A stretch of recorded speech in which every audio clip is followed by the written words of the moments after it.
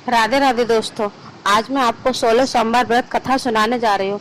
मृत्यु लोक में भ्रमण करने की इच्छा करके एक समय श्री भूतनाथ भगवान भोलेनाथ माता पार्वती के साथ मृत्यु लोक में पधारे। भ्रमण करते करते दोनों बिंद्रव देशांत गत अमरावती नाम की एक रमणीक नगरी में पहुंचे। अमरावती नगरी बहुत स्वर्ग से सदृश सभी प्रकार से सुखों से भरपूर थी। उसमें वहां के महाराज द्वारा बनवाया हुआ अति रमणीक शिव जी का मंदिर था। भगवान शंकर भगवती पार्वती के साथ उस मंदिर में निवास करने लगे। एक समय माता पार्वती भगवान भोलेनाथ को प्रसन्न देख मनोविनोद करने की इच्छा से बोले, हे महाराज, आप तो हम दोनों चौसर खेलेंगे। शिवजी ने प्राण प्रिया की बात को मान लिया और चौसर खेलने लगे। उसी समय मंदिर का पुजारी ब्राह्मण मंदिर में पूजा करने आया। माता पार्वती ने पूजा से प्रश्न किया। पुजारी से पूछा कि बताओ, इस बाजी में किसकी जीत होगी। ब्राह्मण बिना विचार जल्दी बोल उठा कि महादेव जी की जीत होगी। थोड़ी देर में बाजी समाप्त हो गई। पार्वती जी की जीत हुई। पार्वती जी को बहुत गुस्सा आया और ब्राह्मण को झूठ बोलने के अपराध में के कारण श्राप देने को चले। भोलेनाथ ने माता पार्वती को बहुत समझाया, लेकिन उन्होंने ब्राह्मण को कोढ़ी होने का श्राप दे दिया। कुछ समय बाद पार्वती जी के श्राप बस पुजारी के शरीर में कोढ़ पैदा हो गया। वह बहुत दुखी रहने लगा। पुजारी को श्राप का कष्ट भोगते हुए कुछ साल ही बीते थे कि देवलोक की अप्सराएं शिव जी की पूजा करने के लिए उसी मंदिर में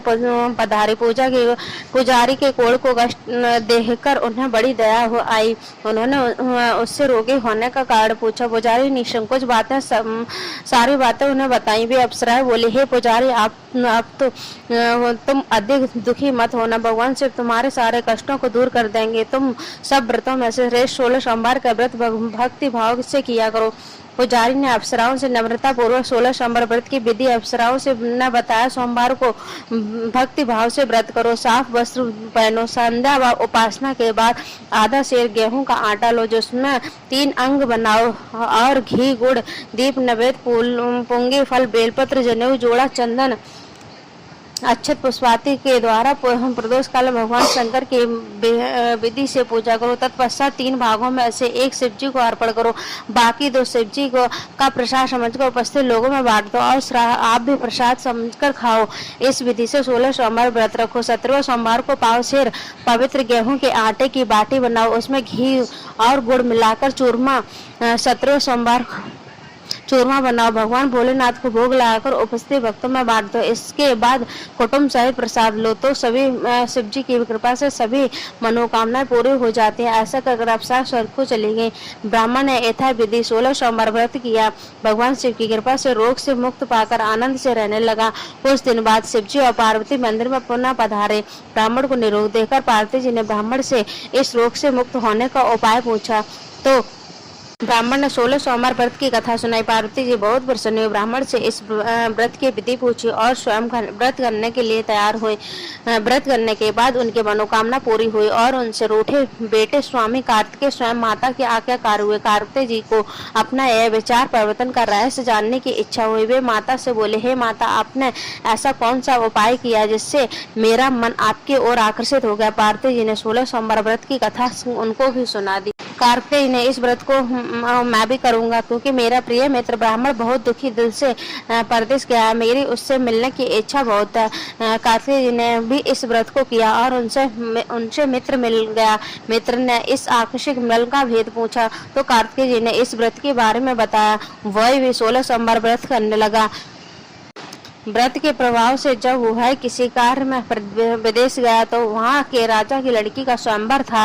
राजा ने प्रण किया था कि जिसके गले में राजकुमार के लिए हथनी माला डालेगी, मैं उसी के साथ अपनी बेटी का विवाह कर दूंगा। शिव जी की कृपा से वह ब्राह्मण भी और स्वयंवर को देखने गया। इच्छा से राजसभा में एक ओर जाकर बैठ गया। नियत समय पर हथनी आए और उसके गले में जयमाला उस ब्राह्मण के गले में डाल दी। राजा ने अपनी प्रतिज्ञा के अनुसार बड़ी धूमधाम से अपनी कन्या का विवाह उस ब्राह्मण के साथ कर दिया। ब्राह्मण को बहुत सा धन देकर सम्मान के साथ विदा कर दिया। ब्राह्मण सुंदर राजकन्या पाकर सुख और जीवन से व्यतीत करने लगा।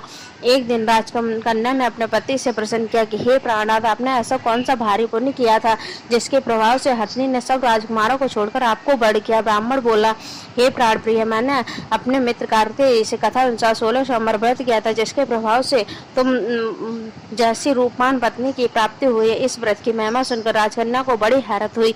वह भी पुत्र की कामना करके इस व्रत को करने लगी। शिव जी की दया से उसके गर्भ से एक सुंदर सुशील धर्मात्मा और विद्वान पुत्र उत्पन्न हुआ। माता और पिता उस देववंत पुत्र को पाकर अति प्रसन्न हुए और उसका लालन पालन बड़ी अच्छी प्रकार से करने लगे।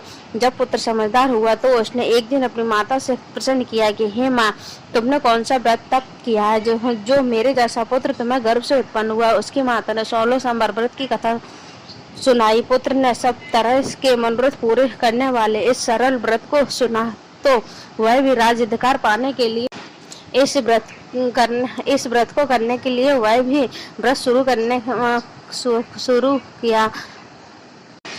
करने के बाद एक देश के वृद्ध राजा के दूतों ने आकर उसको राजकन्या के लिए वर्ण किया। राजा ने अपनी बेटी का विवाह ऐसे सर्वगुण संपन्न ब्राह्मण युवक के साथ करके बड़ा सुख प्राप्त हुआ। वृद्ध राजा के देववंत हो जाने पर इसी ब्राह्मण को सिंहासन पर बैठाया गया, क्योंकि देववंत राजा के कोई पुत्र नहीं था। राज्य का अधिकारी होकर भी वह ब्राह्मण पुत्र 16 सोमवार का व्रत करता रहा। जब 17वां सोमवार आया तो विप्र पुत्र ने अपनी प्रतिमा पूजन सामग्री लेकर शिवालय में चलने को कहा। उसकी पत्नी ने आज्ञा की परवाह न की, दास दासियों द्वारा सामग्रियां शिवालय में भिजवा दी। जब राजा ने शिव जी का पूजन समाप्त किया तब आकाशवाणी हुई कि राजा अपनी इस रानी को महाराज महल से निकाल दे, नहीं तो तेरा सर्वनाश कर देगी। है आकाशवाणी सुनने के बाद राजा ने आश्चर्य का ठिकाना न रहा। उसने मंत्रालय गृह में अपना सभासदों को बुलाकर कहा, मंत्रियों, मुझे आज शिव जी की आकाशवाणी हुई कि राजा तुम जी इस रानी को राज्य से निकाल दे, नहीं तो तेरा सर्वनाश कर देगी। राजा ने मंत्री और सभासद सभी को बैठाया। दुख में डूब गए, लेकिन क्योंकि जिस कन्या के कारण से उन्हें राज्य मिला था राजा उसी को निकालने की बात कर रहा था। ऐसे कहकर वह पर राजा ने मंत्रियों की परवाह नहीं की।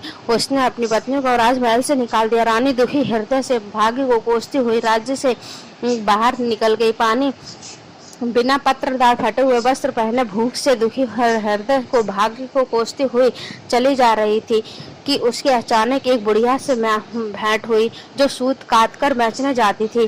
रानी की करुण दशा देखकर वह बोली, चल तू मेरा सूत बिकवा दे, मैं बूढ़ी हूँ, भाव नहीं जानती हूँ। वह बात सुन रानी ने बुढ़िया के सिर से सूत की गठरी उतारकर अपने सिर पर रख ली। थोड़ी देर के बाद आंधी आ गई और बुढ़िया की सूत की पोटली सहित उड़ गई। बेचारी बुढ़िया पछताती रह गई। उसने रानी को अपने से दूर रहने को कहा। इसके बाद रानी एक तेली के घर गई तो शिव जी के प्रकोप से के कारण तेली के सारे मटके चटक गए। तेली ने भी रानी को अपने घर से निकाल दिया। बहुत से दुख उठाते हुए रानी एक नदी के किनारे गई। नदी का सारा जल सूख गया। उसके पश्चात रानी एक जंगल में गई। वहां सरोवर में पानी पीने गई तो उसके हाथ का स्पर्श होते ही सरोवर का नील कमल समान के जल असंख्य कीड़ों में बदल गंदा हो गया। रानी ने किन्ना बाघ को दोषारोपण करते हुए जंगल को पेकर पेड़ की शीतल छाया में विश्राम करना चाहा, परंतु जिस पेड़ के नीचे विश्राम करते उस पेड़ के पत्ते तुरंत टूटकर गिर जाते। वन सरोवर जल की ऐसी दशा देख गौ चराते ग्वालों ने अपने गोसाई जी से कही तो उस जंगल के स्थित मंदिर में पुजारी थे वह बात बताई। गोसाई जी ने आदेशानुसार ग्वाले रानी को पकड़कर गोसाई जी के पास ले गए। रानी के मुख कांति और शरीर शोभा देख गोसाई जी जान गए कि अवश्य ही कोई विधि की गति की मारी हुई कुलीन स्त्री है। पुजारी ने रानी से कहा, पुत्री, मैं तुमको अपनी पुत्री के समान तुम मेरे आश्रम में रह सकते हो, मैं तुम्हें किसी प्रकार का दुख नहीं होने दूंगा। गोसाई जी के वचन सुनकर रानी को धीरज हुआ। आश्रम में रहने लगी। रानी को जो भोजन बनाते उसमें कीड़े पड़ जाते, जल भर लाते उसमें कीड़े पड़ जाते।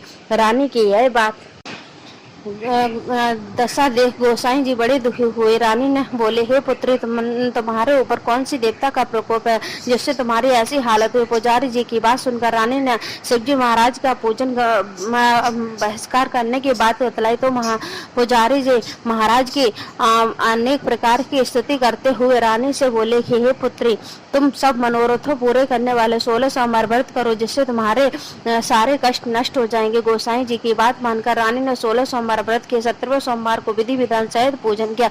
उस पूजा से प्रभाव से राजा हृदय में विचार आया कि रानी को गए हुए बहुत समय बीत गए, न जाने कहाँ कहाँ भटकती होगी। उसने ढूंढना चाहा। यह सोचकर रानी को तलाश करने के लिए एक राजा ने चारों दिशाओं में दूत भेजे। वे दूत रानी की तलाश करते हुए गोसाई के आश्रम में पहुंचे। वहां रानी को पाकर उसने रानी को अपने साथ ले जाने का आग्रह करने लगे, परंतु गोसाई जी ने मना कर दिया। दूत चुपचाप वापस लौट गए। राजा को रानी का पता बतलाया। रानी का पता पाकर राजा गोसाई जी के आश्रम में गए और उनसे कहा, महाराज, जो देवी आपके आश्रम में रहती है वह मेरी पत्नी है। शिवजी के प्रकोप के कारण मैंने उसको त्याग कर दिया था। अब मैं भोलेनाथ की कृपा से उन्हें लेने आया हूँ। कृपा मुझे अपनी पत्नी को साथ ले जाने की आज्ञा दे। यह सुनकर रानी गोसाई बड़े प्रसन्न हुए और उन्होंने रानी को साथ जाने की अनुमति दे दी। राजा बड़ी प्रसन्नता से रानी को महल में लेकर आए। सारे राज्य में उत्सव मनाया गया। चारों तरफ प्रसन्नता की लहर दौड़ गई। सारी प्रजा ने अपनी रानी के आने पर खुशियां मनाई। राजा और रानी फिर नियम पूर्वक 16 सोमवार व्रत का पालन करते हुए बहुत समय तक आनंद पूर्वक भूलोक पर निवास करते रहे। अंत समय दोनों ने मोक्ष की प्राप्ति हुई। इस प्रकार से जो 16 सोमवार व्रत करता है, श्रद्धा पूर्वक भगवान उनके सभी कष्ट नष्ट दूर करते हैं।